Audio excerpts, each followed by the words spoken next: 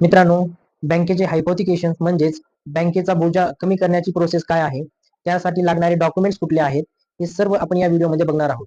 बँकेचे हायपोथिकेशन म्हणजेच काय? ज्यावेळेस तुम्ही तुमचे कर्ज खाते पूर्णतः क्लोज करता, म्हणजेच बँकेकडून ज्यावेळेस तुम्ही कर्ज घेता, ते पूर्ण भरता, त्यानंतर बँकेकडून एक एनओसी आणि फॉर्म 35 भेटतो. ते आपल्याला आरटीओ मध्ये जमा करावं लागतात. तर ते सगळी प्रोसेस कशी आहे, की स्टेप बाय स्टेप आपण बघणार आहोत. मित्रांनो, हायपोथिकेशन रिमूव्हल प्रोसेस हे मी तुम्हाला एकदम सोप्या शब्दामध्ये एक्सप्लेन करणार आहे. चला तर मग सुरुवात करूया. सुरुवातीला बघणार आहोत ते आपल्याला कुठली कागदपत्रे यामध्ये गरजेचे आहेत. तर यामध्ये 6 प्रकारची कागदपत्रे आहेत. तर त्या प्रत्येकाचं तुम्ही एक पीडीएफ बनवून ठेवा, की ज्यामध्ये आहे की एनओसी आहे, नो ऑब्लिगेशन सर्टिफिकेट, जे की बँकेकडून भेटते. ज्यावेळेस आपण कर्ज खाते बंद करतो त्यानंतर आपल्याला ती एनओसी बँकेकडून प्रोव्हाइड केली जाते. त्याच्यानंतर आहे फॉर्म 35, हे एनओसी सोबतच आपल्याला भेटतो. त्याच्यानंतर आहे इन्शुरन्स कॉपी, ही आपल्याकडे इन्शुरन्स ज्यावेळेस आपण गाडी इन्शुरन्स दरवर्षी आपण इन्शुरन्स रिन्युअल करतो, ती इन्शुरन्स कॉपी आपल्याकडे असणे गरजेचं आहे. त्यानंतर पीयूसी पण आपण 6 महिने किंवा 1 वर्षाने आपण ते रिन्युअल करतो, ती पीयूसी आपल्याकडे असणं गरजेचं आहे. आरसी बुक, जे की तुम्हाला आरसी आलेला आहे, रजिस्टर सर्टिफिकेट म्हणतो आपण, ते आरसी बुक जे आहे त्याचा एक आपल्याला फोटो काढून पीडीएफ बनवायचा आहे. त्याच्यानंतर आधार कार्डचं झेरॉक्स काढून त्याच्यावरती सही करायचं आणि त्याचं एक पीडीएफ बनवायचंय. आणि आपल्याला आपली जी गाडी आहे त्या गाडीचा फ्रंटचा एक फोटो काढायचा, ज्याच्यामध्ये आपला गाडी नंबर दिसेल असा एक फोटो आपल्याकडे ठेवायचा आहे. हे सगळ्यांचं एक एक पीडीएफ बनवून ठेवा, जे की आपल्याला पुढे फॉर्म भरताना अपलोड करण्यासाठी गरजेचं आहे.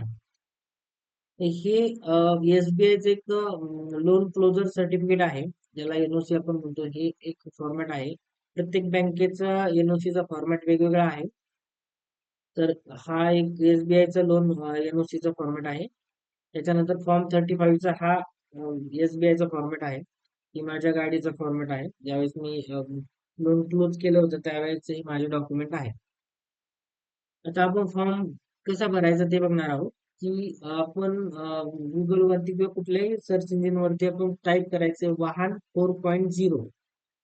वाहन 4.0 टाकल्यानंतर आपल्याला हे अशा प्रकारचं जी लिंक आहे पहिल्या नंबरची, ती लिंक ओपन होईल. त्याच्यावरती क्लिक केल्यानंतर हे अशा प्रकारचं एक पेज ओपन होतं. त्यानंतर तुम्हाला इथे एंटर रजिस्टर्ड नंबर म्हणून दिलेला आहे. इथे तुम्हाला तुमचा रजिस्ट्रेशन नंबर म्हणजे तुमच्या गाडीचा नंबर इथे मेन्शन करायचा आहे. आणि इथे खाली जे टिक मार्क दिलेले आहे, आय ऍक्सेप्ट, तर याच्यावरती टिक मार्क करायचे आणि प्रोसीड म्हणायचे. प्रोसीड झाल्यानंतर इथे अशा प्रकारचं एक पेज ओपन होतं. इथं प्रोसीड वरती आपल्याला क्लिक करायचंय. त्यानंतर आपल्याला हे अशा प्रकारचं एक पेज ओपन होतं. आपल्याला हे असं पेज ओपन झाल्यानंतर इथे शेवटला जे ऑप्शन दिलेलं आहे हायपोथिकेशन टर्मिनेशन, त्याच्यावरती क्लिक करायचंय. हायपोथिकेशन टर्मिनेशन वरती क्लिक केल्यानंतर हे असे एक पेज ओपन होतं. इथे तुम्हाला चॅसिस नंबर टाईप करायचा आहे, 5 अंक, शेवटचे 5 अंक इथे आपल्याला मेन्शन करायचे आहेत. तर चॅसिस नंबर तुम्हाला माहित नसेल तर इन्शुरन्स कॉपी वरती पण चॅसिस नंबर दिलेला असतो, ते 5 अंक इथे टाईप करा. इथे व्हेरीफाय करा. व्हेरीफाय केल्यानंतर त्याच्यानंतर ते इथे एक फॉर्म ओपन होतो, की जिथे आपल्याला फॉर्म अपलोड करायचे असतात. जे आपण पीडीएफ बनवलेले आहेत ते सगळे फॉर्म इथे एक एक अपलोड करणार आहोत. हे सगळे अपलोड केल्यानंतर तिथं परत एक विंडो ओपन होती पेमेंटसाठी. तर पेमेंटसाठी विंडो ओपन झाल्यानंतर तुम्हाला 258 रुपये तिथे भरावे लागतात. 258 रुपये भरल्यानंतर तुमचं हे अशा प्रकारचे एक रिसिप्ट जनरेट होते. ही अशा प्रकारची रिसिप्ट जनरेट झाल्यानंतर या रिसिप्टचे आपण 2 प्रिंट काढून ठेवायचे आहेत. आणि हे जे डॉक्युमेंट जे दिलेले आहेत ते सगळ्यांचे एक एक प्रिंट काढायच्या. हे सगळे प्रिंट आपल्याला आरटीओ ऑफिसला जमा करावे लागतात. कारण की ही ऑनलाईन प्रोसेस जरी असली तरी आपल्याला तिथे ऑफलाईन डॉक्युमेंट सबमिट करावे लागतात. ज्यावेळेस मी ऑनलाईन फॉर्म भरला होता त्यावेळेस मला वाटलं होतं की हे फक्त ऑनलाईन प्रोसेस आहे, पण ते तसं नाही. हे आपल्याला तिथे डॉक्युमेंट हँडओव्हर करावेच लागतात. तिथे डॉक्युमेंट दिल्यानंतर ही जी रिसिप्ट जी आहे त्याच्यावरती रिसिप्टची कॉपी आपण घ्यायची, त्यांच्याकडे स्टॅम्प घ्यायचा की आपण डॉक्युमेंट पोच केलेले आहे.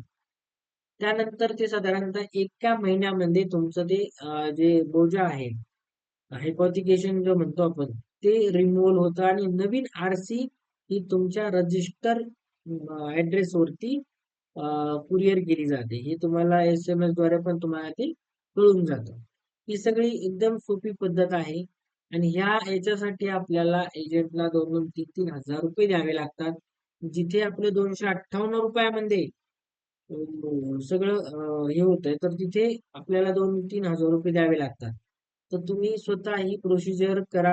एकदम सोपी पद्धत आहे. तुम्हाला काही अडचण आली तर तुम्ही नक्कीच कमेंट करा आणि त्या कमेंटवरती मी मला जसं शक्य होईल तसं मी त्यावरती रिप्लाय नक्कीच करेल. जर हा व्हिडिओ तुम्हाला आवडला असेल तर नक्कीच चॅनलला सबस्क्राईब करा. नवनवीन अपडेट्स मी यामध्ये देणार आहे.